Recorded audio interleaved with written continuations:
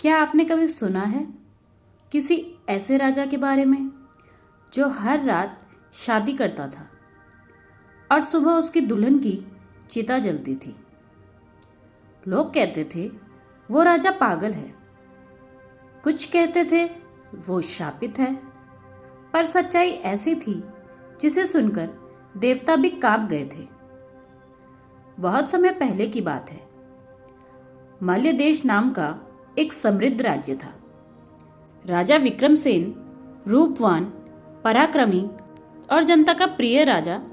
उसका दरबार वैभव और ज्ञान से भरा था, लेकिन उसके महल के अंदर एक ऐसा रहस्य पल रहा था जिसकी गंध तक किसी को नहीं थी। राजा की पहली रानी मृणालिनी थी, सती, सुंदर और धर्मपरायण। दोनों का प्रेम स्वर्ग से भी ऊंचा था। पर एक दिन एक यज्ञ के समय दरबार में आई एक अनजानी स्त्री, नाम था मालविका। उसकी आंखों में बिजली, होठों पर मुस्कान और चाल में जादू। कहा जाता है वह कोई साधारण स्त्री नहीं बल्कि एक अभिचारिणी थी। मालविका ने राजा की ओर देखा, बस एक बार, और राजा विक्रमसेन सब भूल गया। धर्म, रानी, राज्य, सब कुछ। मालविका की मुस्कान में उसे पूरा संसार दिखा। मृणालिनी समझ गई यह कोई साधारण स्त्री नहीं। उसने समझाने की कोशिश की, महाराज, यह स्त्री आपका विनाश का कारण बनेगी। पर राजा तो प्रेम में अंधा था। कुछ ही दिनों में राजा ने मृणालिनी को त्याग दिया और मालविका से विवाह कर लिया। पहली रात जैसे ही राजा और मालविका एकांत में गए, अचानक बिजली कौंधी और महल में एक चीख गूंज उठी।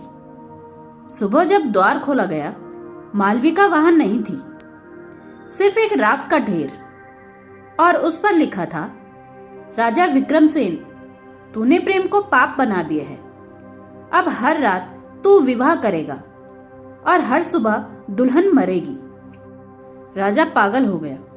पर अगले दिन जब एक अन्य राज्य की राजकुमारी उससे विवाह करने आई तो सभी ने सोचा शायद अब सब ठीक हो जाएगा। लेकिन फिर वही हुआ। सुबह महल में फिर राख, फिर वही शब्द। धीरे धीरे यह राज्य का नियम बन गया। हर रात एक नई दुल्हन, हर सुबह एक चिता। लोग डर से अपनी बेटियां छिपाने लगे। किसी को समझ नहीं आता था ये राजा का पाप है या किसी स्त्री का श्राप। राजा विक्रमसेन अब खुद अपने जीवन से घृणा करने लगा। वो हर दुल्हन के सामने रोता, मैं नहीं चाहता तुम मरो, कृपया भाग जाओ। पर जैसे कोई अदृश्य शक्ति उन्हें रोक लेती थी। राजा की आंखें खाली, चेहरा बुझा हुआ और राज्य में डर का सन्नाटा। एक दिन एक ब्राह्मण कन्या स्वयं राजमहल पहुंची। नाम था देविका। उसने कहा, महाराज, मैं आपसे विवाह करना चाहती हूँ। सब चौंक गए।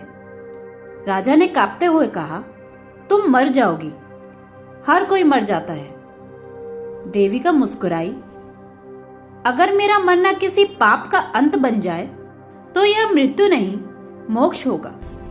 राजा की आंखों में आंसू थे। शादी हुई, रात आई और राजा कांपता हुआ देविका के पास पहुंचा।